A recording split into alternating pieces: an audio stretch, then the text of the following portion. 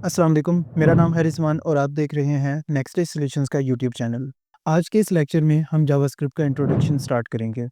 Lecture 1 में अगर आपने पिछले लेक्चर्स नहीं देखे तो प्लीज़ ऊपर दिए गए लिंक पे क्लिक कीजिए ताकि आप पिछले लेक्चर्स भी देख सकें और आपको आज के लेक्चर की समझ आए।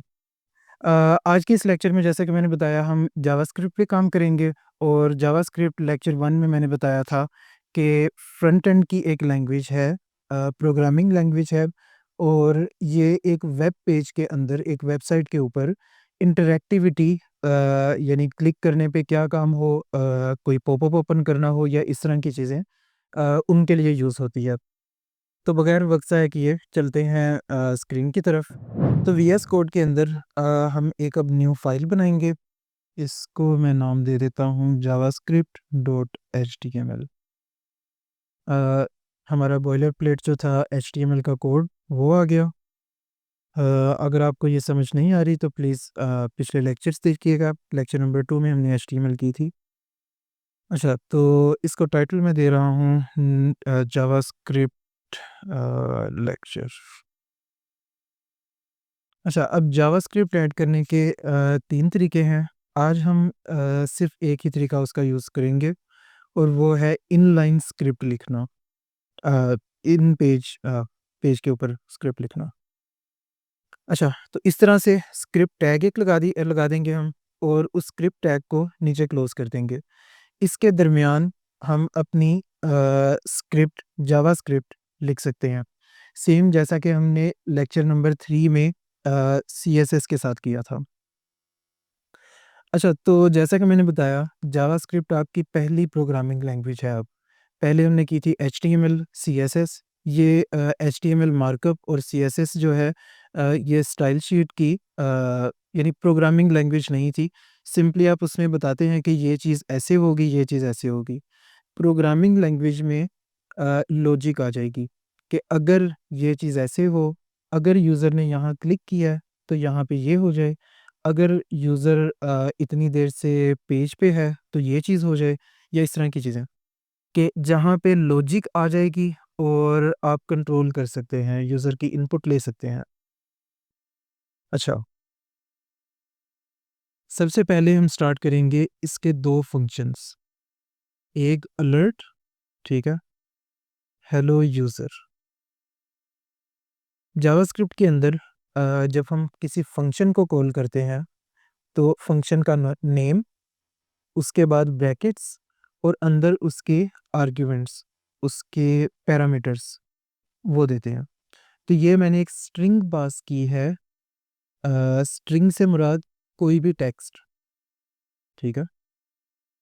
ये सिंगल कोट्स या डबल कोट्स के अंदर कुछ भी टेक्स्ट लिखा हो, चाहे वो नंबर्स हों, चाहे एम्प्टी हो, इसको स्ट्रिंग बोलते हैं। तो मैंने फंक्शन लगाया अलर्ट, ठीक है? ब्रैकेट्स और उसके अंदर स्ट्रिंग में ये किया हेलो यूज़र और फाइनली सेमीकोलन इस स्टेटमेंट को, इस फंक्शन को एंड करने के लिए। इसको हम करते हैं सेव और व्हील इन फाइंडर और इसको करता हूँ मैं ओपन।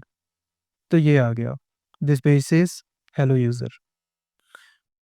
तो जावास्क्रिप्ट प्रोग्रामिंग लैंग्वेज है और ये ब्राउज़र को इंटरैक्ट कर सकती है। उससे मुराद है कि मैंने सिंपली ये फंक्शन लिखा और जब ब्राउज़र ने इस फंक्शन को रीड किया, तो ब्राउज़र ने वो मैसेज मुझे दे दिया कि ये पेज से अलर्ट आया है। दिस पेज सेज, आगे ये हमारा वो मैसेज। इसी तरह एक और फंक्शन है, इसको हम कर देते हैं कमेंट, कमांड और स्लैश या सिंपली 2 दफ़ा स्लैश लिखें, तो ये 1 लाइन कमेंट हो जाएगा। यानी ये कोड वर्क नहीं करेगा अब। अच्छा, एक और फंक्शन है कंसोल डॉट लॉग। ये डॉट का क्या चक्कर है, ये मैं बाद में बताऊँगा। ये हम आई थिंक सेकंड अब से क नेक्स्ट या उससे अगले लेक्चर में कवर करेंगे। कंसोल डॉट लॉग और हेलो यूज़र 2 यहाँ पे कह देता हूँ मैं। सेव किया, रिफ्रेश किया, कुछ भी नहीं आया। लेकिन अगर आप करेंगे इंस्पेक्ट और यहाँ पे कंसोल में जाएँगे, तो वो मैसेज यहाँ पे आया। ये कंसोल लॉग हम यूज़ करते हैं डिबगिंग के लिए। जब हमें कोड को चेक करना होता है बगैर यूज़र को इंटरप्ट किए। जो डेवलपर्स हैं ये अक्सर कोड को डिबग करने के लिए कि अब ये हो गया है, फ़लाँ चीज़ ये है, उसके लिए इसको यूज़ करते हैं console.log। अच्छा, ये 2 फंक्शन हो गए। अब स्ट्रिंग का तो आपको पता चल गया। डाटा टाइप्स और भी होती हैं। अब डाटा टाइप्स क्या हैं? प्रोग्रामिंग लैंग्वेज में जो एक मेजर चीज़ है यूज़ होती है हर प्रोग्रामिंग लैंग्वेज में, वो है वेरिएबल्स। वेरिएबल्स क्या हैं? जैसे मैथ्स में हम एक्स, वाई, ज़ी को कोई वैल्यू दे देते हैं, वैसे ही प्रोग्रामिंग लैंग्वेजेस में हम वेरिएबल्स डिफ़ाइन करके उनकी कोई वैल्यू रख सकते हैं और फिर आगे उनको रीयूज़ कर सकते हैं। फ़र्ज़ किया मैं टाइप करता हूँ var var, उससे मुराद है वेरिएबल, और आगे वेरिएबल का नेम। फ़र्ज़ किया my name is equal to, और ये आ गया रिज़वान। इससे इस वेरिएबल के अंदर, माय नेम के अंदर स्टोर हो गई है वैल्यू रिज़वान की, ठीक है? अब इस वेरिएबल की डाटा टाइप क्या है? स्ट्रिंग। स्ट्रिंग से मुराद कोई भी टेक्स्ट, ठीक है? अ, उसके अलावा कौन-सी डाटा टाइप्स होती हैं? ऐज, ये क्या है? नंबर या इंटीजर, ठीक है? उसके अलावा फ्लोटिंग पॉइंट्स, अ सॉरी, फ्लोट नहीं, बूलियन। फ्लोट क्या होते हैं? फ्लोट भी वैसे डाटा टाइप्स हैं।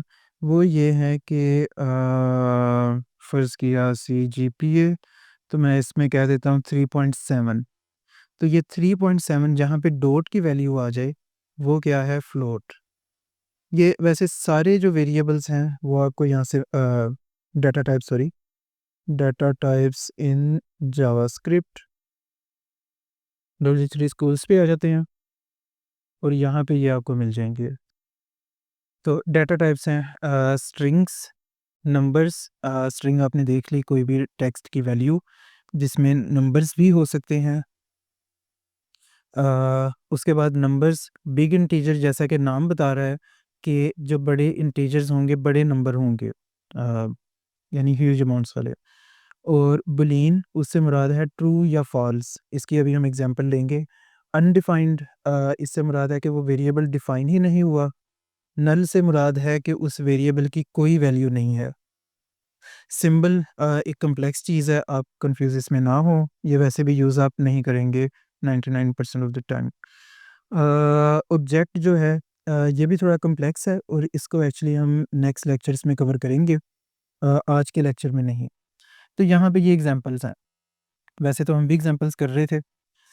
खैर, जैसा कि लेंथ, ये नंबर आ गया इंटीजर, ठीक है? वेट, ये भी है नंबर ही। नंबर्स के आगे इंटीजर और फ्लोट 2 अलग होते हैं, ठीक है? इसी तरह स्ट्रिंग्स, स्ट्रिंग्स में कोई भी टेक्स्ट की वैल्यू, जैसे first name, last name, colour, किसी का मैसेज, कुछ भी। और बूलियंस के अंदर ट्रू और फॉल्स की वैल्यूज़ आती हैं। यहाँ पे मुझे कोई एग्ज़ाम्पल इसने भी अच्छी नहीं दी, मेरे भी कोई ज़हन में नहीं।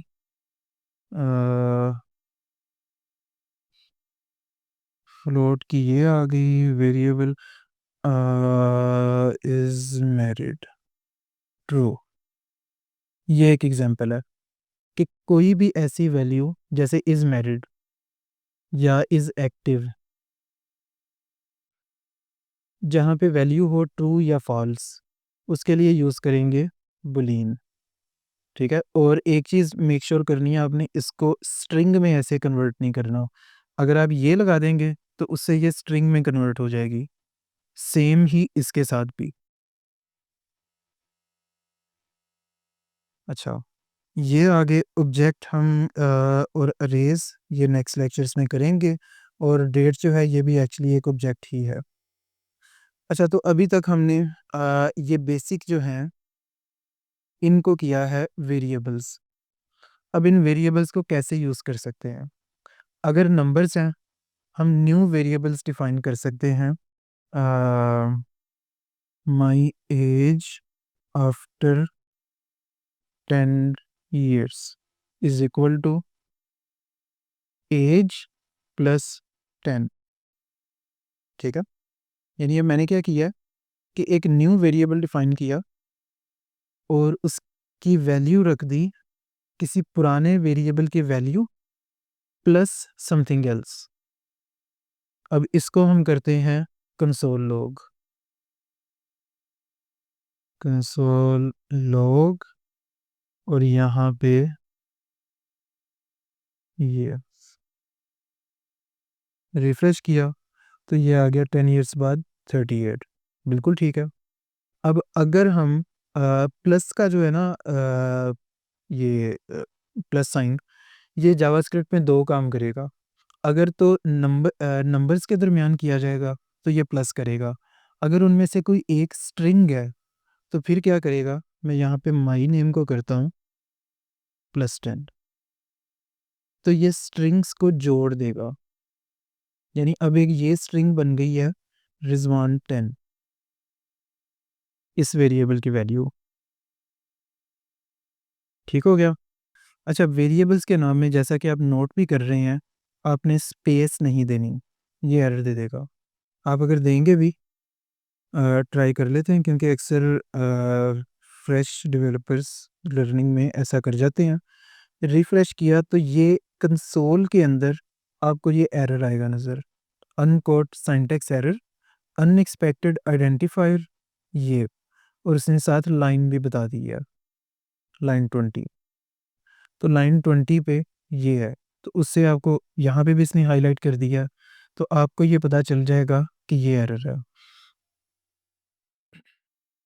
अच्छा, वेरिएबल बनाया वेलकम मैसेज और इसकी वैल्यू में रख देता हूँ हाय प्लस, अब क्योंकि ये स्ट्रिंग है तो ये उसको जोड़ देगी दो वेरिएबल्स को, आगे माय नेम। अब इस वेरिएबल को हम अलर्ट कर सकते हैं, चाहे कंसोल लॉग कर लें, तो ये आ गया हाय रिजवान। ठीक है, इसी तरीके से फॉर्म की फील्ड्स के अंदर हम उसको भी गेट कर सकते हैं, लेकिन वो काम हम करेंगे नेक्स्ट लेक्चर में। इस लेक्चर को मैं ज़्यादा मुश्किल नहीं बनाना चाह रहा ताकि आपको डाइजेस्ट करना आसान हो। इस लेक्चर के बाद आप इसकी प्रैक्टिस कीजिएगा और अगर आपका कोई क्वेश्चन हो तो कमेंट कीजिए। इंशाल्लाह नेक्स्ट लेक्चर में दोबारा मिलते हैं, तब तक के लिए अल्लाह हाफ़िज़।